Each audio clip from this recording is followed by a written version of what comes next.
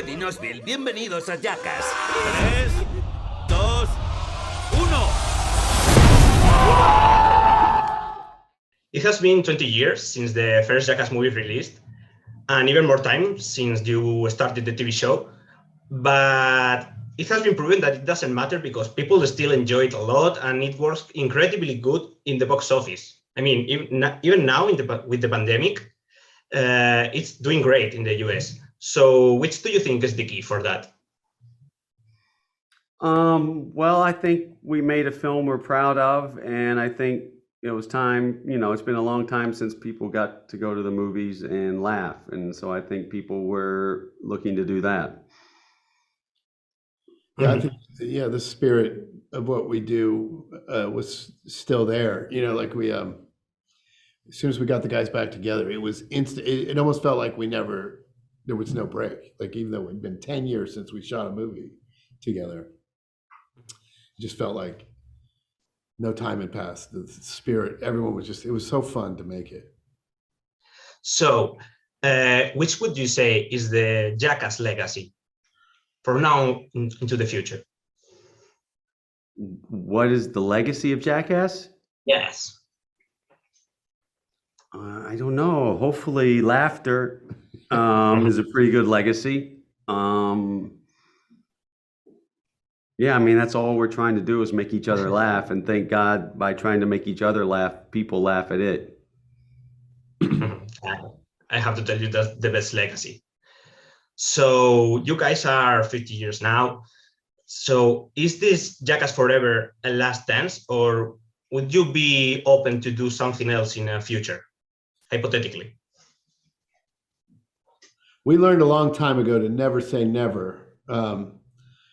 We've made each of these movies as if it's the last one, and this one was no different. There's no plan for future Jackasses, but I would never say never, because if he called me 6 months and said, "Hey, I think it's time," it's probably time. So we'll see.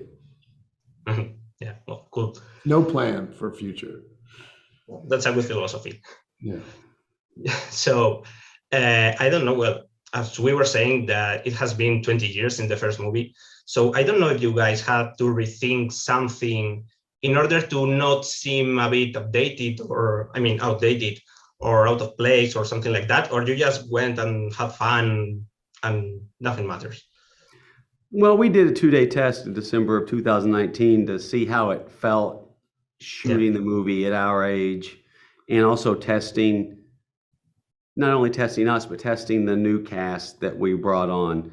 So we learned very quickly that it felt just as good as it always has. And so that's when we decided to make the film after that 2-day test. Cool.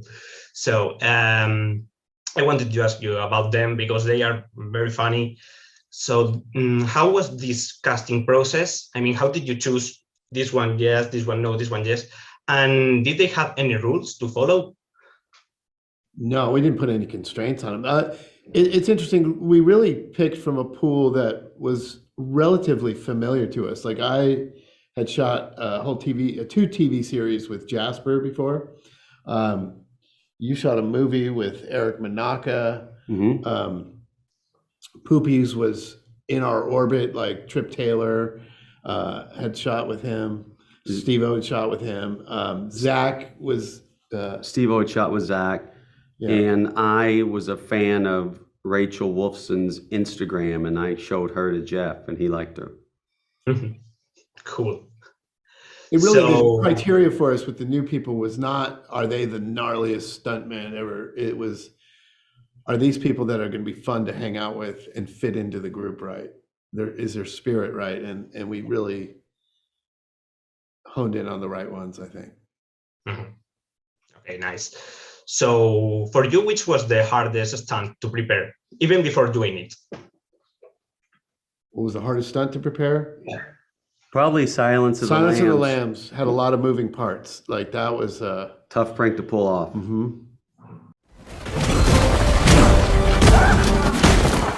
¿Todavía tienes esos dientes tan perfectos?